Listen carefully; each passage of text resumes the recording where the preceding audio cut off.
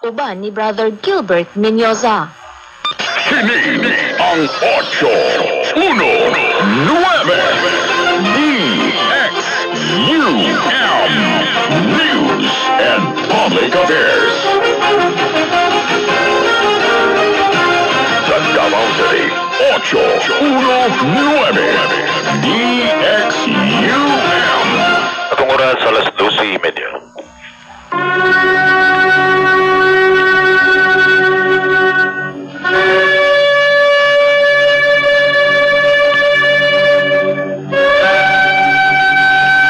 Shalom Aleikum, maayong hapon o sa kaniyong tanamasokitig paminaw. Welcome to the Balik Hebrew program din sa DXUM Radio Ukay 819 kHz sa oras alas 12:30. Ang tudala oras sa hapon Lunes ang tud sa adlawng Sabado ni si Moria Zaria Gilbert Menyoza at Speaker Slovak Engineer Julius Lozon Roy Johnson ang station manager pagkatimbaya kaning tanan 0929-311-3484 Egsonan kanyang bot mapil sa online classes ang atong online classes gipagayan matag Miyerkules sa gabi o sa Sabado sa gabi and alas 7 ang atong oras. Ang sa Miyerkules nagahisgot kita sa subject about kasidot, and then sa Sabado ang halaka for the nations. Alang sa tanang mga taga palibot lamang sa Davao del Norte, doon na kita ay newly born community din sa Tagum City. Sa pagkakaroon na kita sa Estabilio Village, na si Mr. Abrinica, dito daw atong nangagi Domingo niya nasahag. Okay, ayaw pag left kung maabot na ka ng inland resort, mag right ka, kanya makita nimo walay laing diha taas nga firewall o na siya nga building, firewall jud ang imong makita. Naman na siya temporarily nakita din samtang i-construct pa na nga building kay kung mahuman na nga building mangita tag laing lugar, mangita tag atong lugar, okay, gigamit ra ato nga building while ang gagawin mo ng construction, pero kung mahuman ang construction mangita tag lugar. Okay, mga kaigsunan, karong umaawat usab nga September 22 sa gabi, Lunes mo na siya atong sa ulogan ang Rosh Hashanah. Rosh Hashanah, that is the head of the year na mao ang bulan sa Tesri. Ang Rosh Hashanah, it is a new year for the whole world. New year for the whole world. O ang new year for Israel, mao ang Nisan 1. Okay? That means para na sa tibuok kalibutan. As mentioned in the book of Psalms 81 verse 4 to 5, blow the shofar in the Rosh Kodesh. It is the ordinance for the Elohim of Jacob and judgment day for the Elohim of Israel. So, gitawag siya Judgment Day. Tungod kay ang precedence ni Ana, mausap ka ng adlaw nga gi-judge si Adam. O, para sa mga Jews, it is a scary day. Nga naman, tungod kay husgahan ang creation. Husgahan ang tanang tao. Whether with knowledge or without. Kabaluman ng tao or wala. Judgment day niya. Mura nga ang himuon mao ang silikon. Morisite o pagpangayog pasaylo. Aron kung doon na may evil decree, may Hashem protect us, it shall be suspended. So ang Teshuvah, Torah, Tefillah, and Tzedakah, mao kini ang maka-suspend sa decree.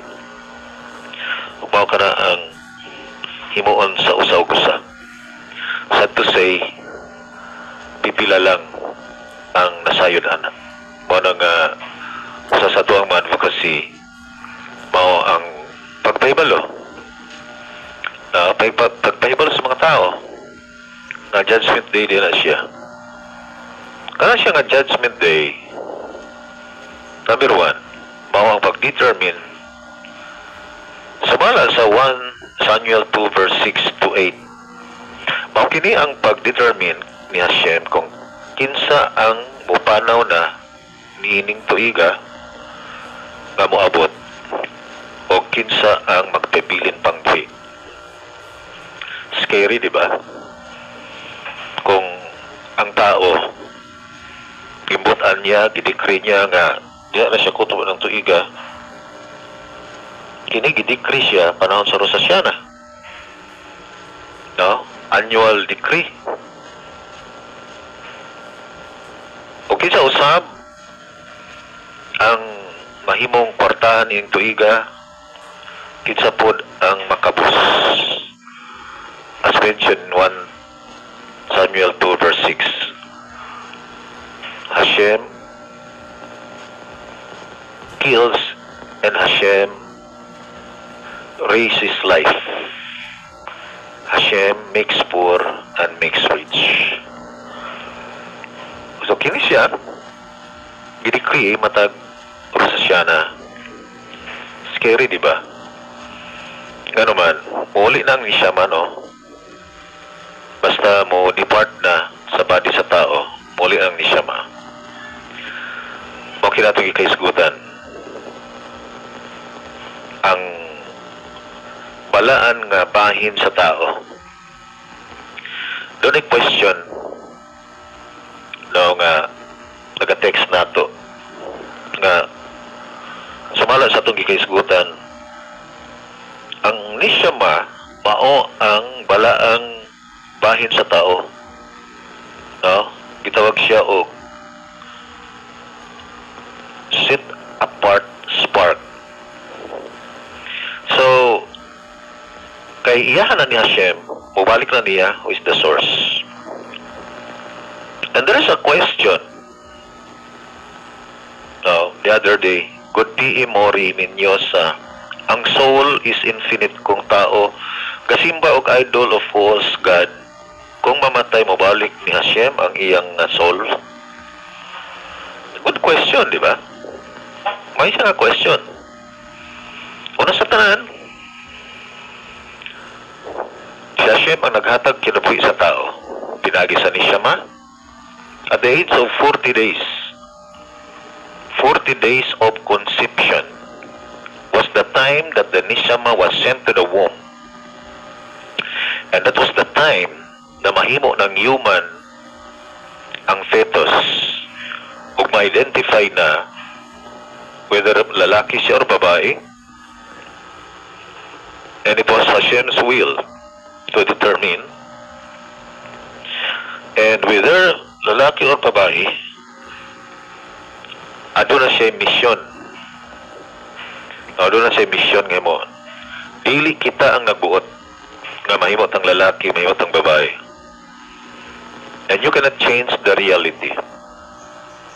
Bisan pag paoperahan mo, undergo ka o SRS, na sexual reconstruction surgery, ang imuhang kinataong lalaki, tanggalon niya, pulihan o binabay, it won't change the reality how Hashem created you.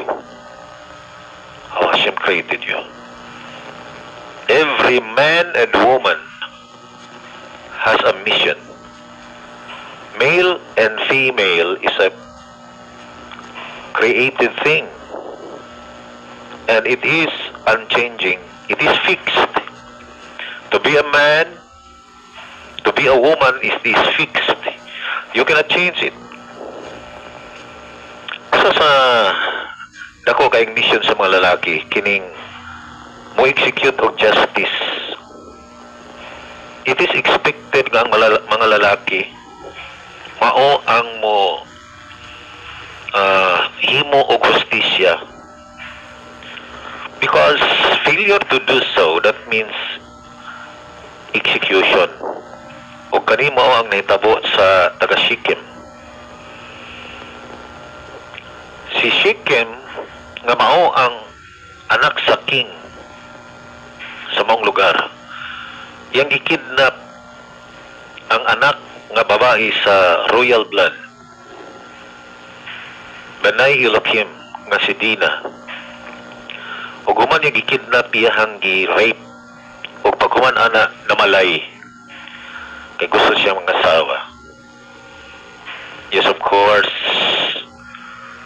ang yung maigsuon do si kabuok lalaki. Indignant. Oo. So, sinitabo. I-suggest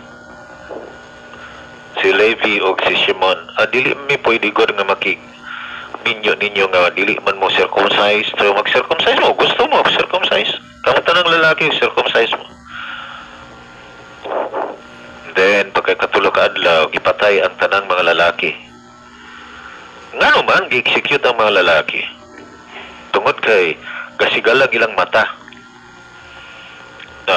Kung baga ipahiyom lang gatanaw nga nang rape ang ilahang leader, nangidnap.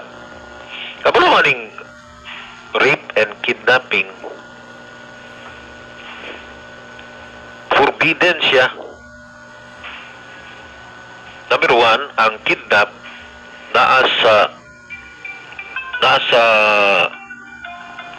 itawag nga ang kidnap sa Lutignow kanang thou shall not steal,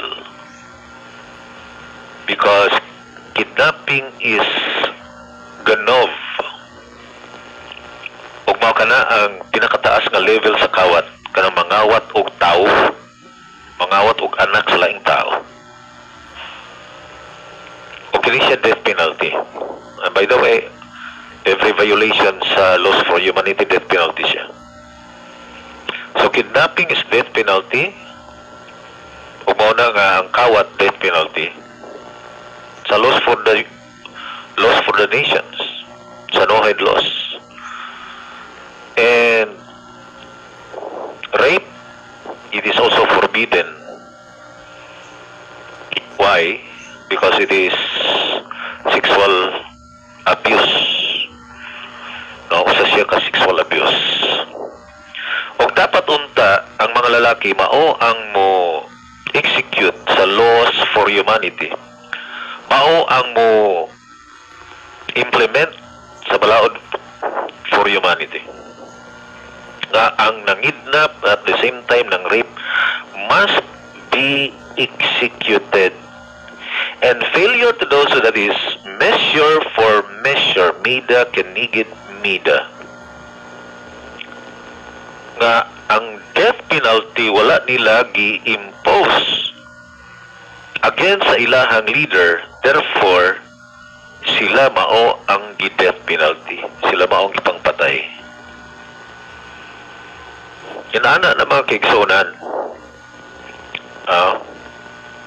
karon mga kaigsunan ko,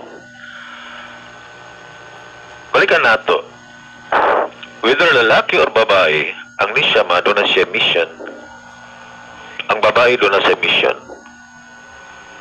O ang dako kay mission sa babae doon ka buok, modesty and misfaka tahora, that is purity in the family, ang pagkaputli sa pamilya. Unsa ang misyon nga modesty? Modesty dili lamang sa sinina kundi sa iyang paggawi. Ang babae kinahanglan mag-modest. Kung minyo na ang babae, she is forbidden to talk to other men in public, whether sa karsada, sa palengke, or sa mga public places. forbidden siya nga makigistorya og mga lalaki. Tungod kay minyo na siya. Kay masuspitsahan siya sa ubang tao sa palibot. Mahimo siyang occasion sa another sin, that is lesyon hara or slander or evil speech. Once minyo na ang babae, she is forbidden, whether nakasal ba sila or wala. As long as nag-ipon sila o nag-establish sila pamilya, married na ang babae, o ang buot ipasabot nga married na, dili na siya pwede para sa laing lalaki. O kung ang babae bisag minyo na magsigig pakigistorya og lalaki, tawagon siya immodest. Immodest. Okay? And then, another aspect of modesty, mao ang pagbawal sa babae nga istorya o kusog diha sa public or magsinggit-singgit. That is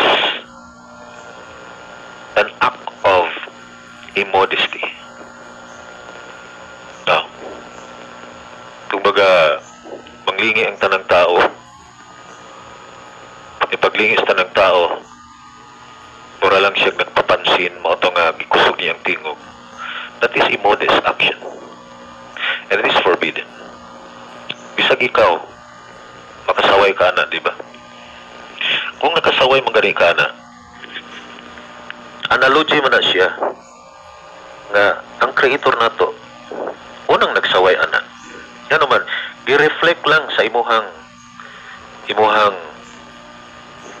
opinion nga nakasaway ka ana nga klaseng action. How much more ang creator? Okay? And that's why ang mga babae kinahanglan nakacover yang buhok. Ingon man ang yang sinina dapat below the elbow and close ang yang likod. Di makita ang iyahang collarbone. O ingon man taas ang iyang sinina below the knee. Whether 1 inch, 2 inch, or the best 3 inches. So, usa sa pinakadako kayo nga mission sa mga babae, mao ang modesty. O kung gihimo kang babae, na kay mission. And the next thing, may tungod sa modesty issue sa mga babae, mao ang misfaka tahora, that is purity of the home.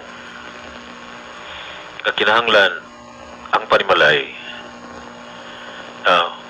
nagmaputli tungod sa wife or woman or mother nga nagpuyo anang balaya.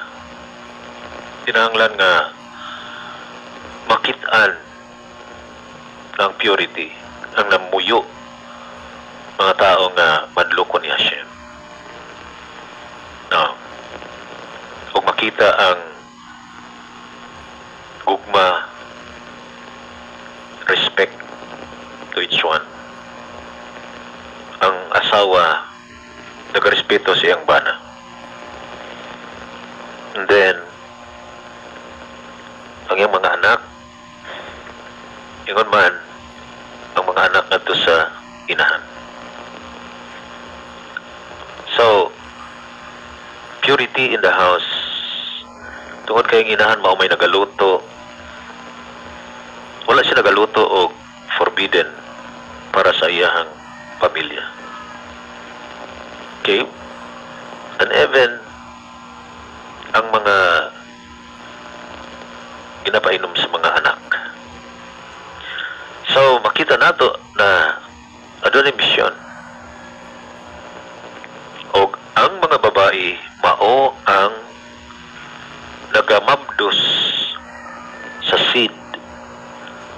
nga ibilin or ihimugso aron maoy mo sunod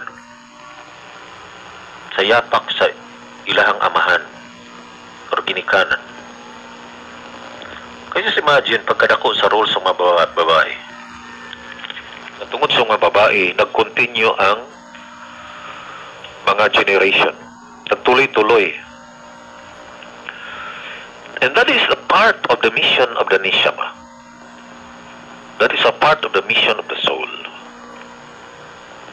Tungod kay ang mga bata, as mentioned in the book of Genesis 2:24, for this cause man shall leave his father and his mother, and shall cling unto his wife, and they shall become one flesh. Becoming one flesh, basar akat, mao ang intimacy between the man and the woman, and then producing children. May inungdan na dili yun pwede magminyo ng lalaki-lalaki, babae-babae, or hayop ba, whether active or passive rule, tungod kay mo produce sila og flesh, mo produce sila og anak. Tungod kay ang mga anak mao ang mo continue sa philosophy sa ilang mga ginikanan. Kung baga ang misyon kaniin nasabtan siyang ginikanan, kini ipadayon siyang mga anak. Mabit daw ang danger kung ang ginikanan adunay ignorance, gitawag siya amhaaretz, ignoramos. Although doon na siya ethical virtue, apan wala siya intellectual virtue, wala siya Torah knowledge, naaman siya ethics, kabalaban siya good morning, may buntag, kumusta ka, please, kabalo siya na. But when it comes to intelligence, he is ignorant. When it comes to Torah knowledge, he is ignorant. And they are amhaaretz. Mabita na danger. Kung ignorant ang ginikanan, mahimo pong ignorant ang mga anak. Gawas lamang kung ang mga anak doon na sila'y moabot ang point sa ilahang kinabuhi nga sila mangita sa tinuod. Mangita sila Torah. Gawas lang yan. Pero we are talking about succession because of the role of the wife, the role of the woman. Nga siya maong mo produce sa lahi sa lalaki nga diin iyahang gikaipon o iyahang bana.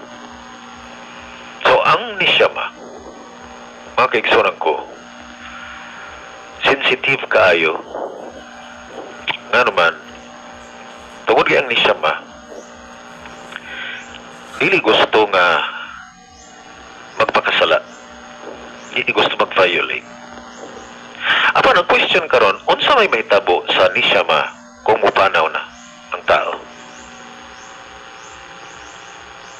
Pag-isgutan sa mga tao nga naa sa Torah, nagila kay Hashem, biya sa idolatry, di mag-blaspheme sa pangalan, mag-honor sa pangalan, dili mag-murder, mga tao nga morespeto sa isig katao, morespeto sa kinabuhi, mga tao nga dili mag-immoral, morespeto sa kaminyoon, mga tao nga dili kawatan, morespeto sa property sa laing tao, dili mokaon o karne gikan sa buhi nga hayop, morespeto sa nature, dili siya abusado sa nature, and then mga tao nga nag-execute of justice.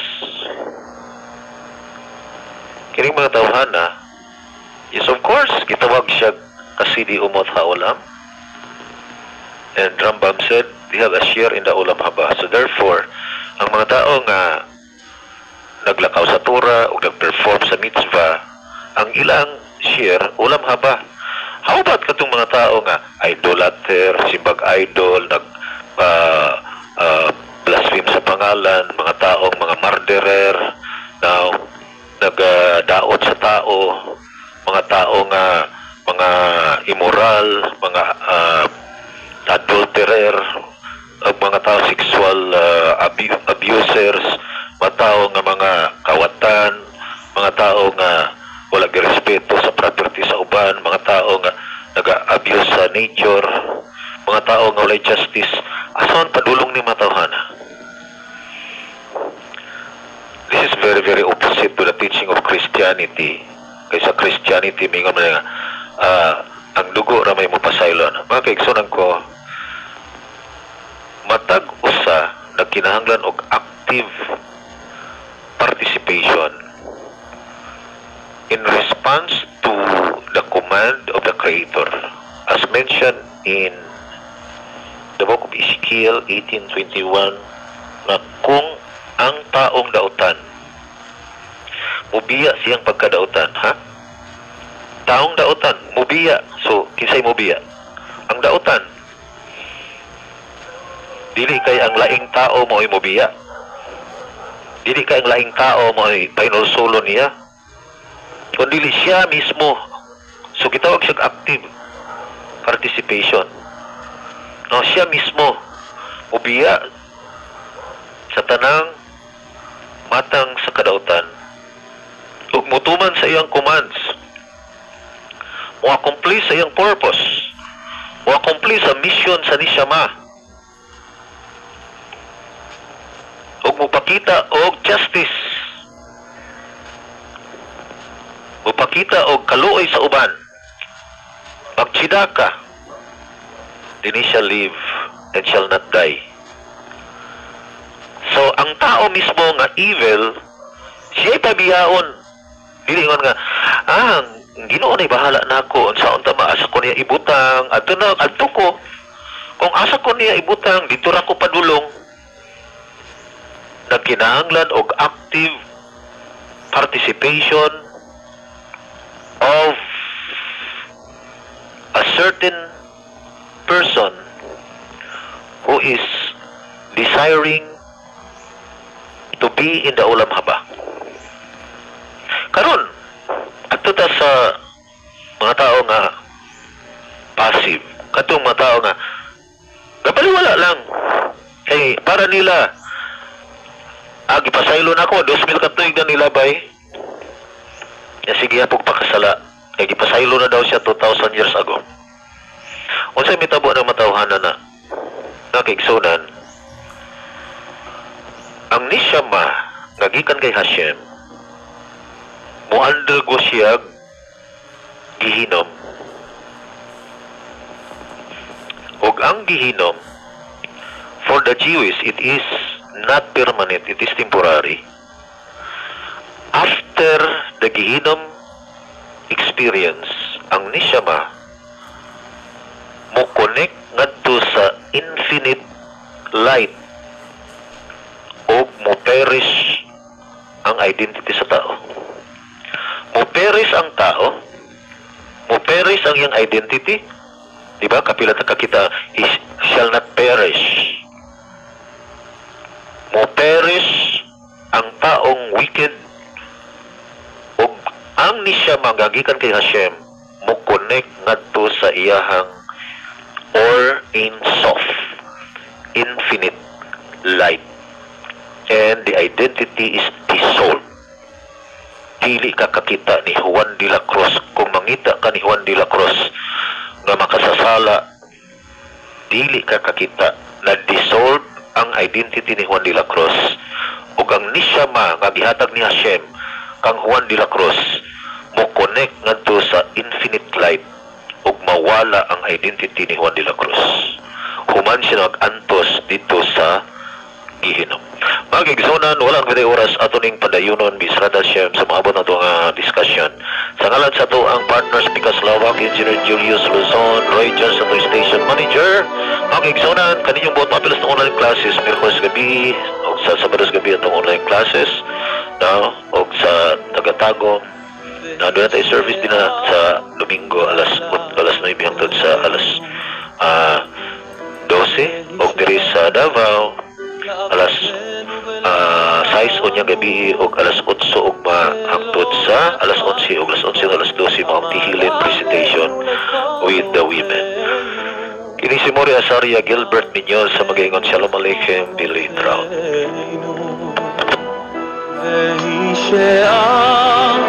Paminawa ang programang Balik Hebrew uban ni Brother Gilbert Minyoza.